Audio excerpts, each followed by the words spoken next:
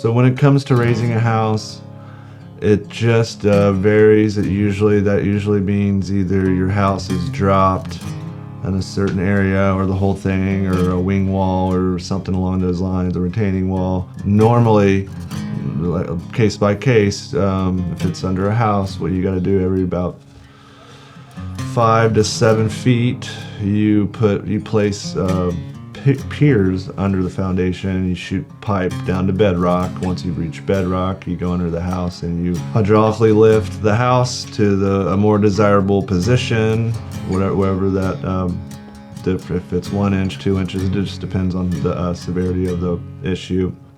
And you go and you lift the house to a more stable position, and then you tie it down, you backfill or concrete in holes, and usually I say after a month or two, wait, you go back through and start sheetrocking cracks and squaring up doors, things like that. There's different methods of raising a house. There are the piers, where you go underneath the foundation and you shoot pipe down to bedrock.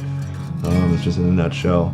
And then you raise the house. There's a helical type pier, where if you don't have you're not able to use the weight of the structure to actually physically drive your piers. A helical pier comes into play. It's an auger type pier that's driven manually. Also, frames of houses, whether that's from the inside, framing is sagging, or low areas of upstairs will go in from underneath and raise floor joists with 20-ton jacks and put in girders or 6x6s and level out floors as best we can, and stabilize with adjustable posts. Depending on the severity of the problem,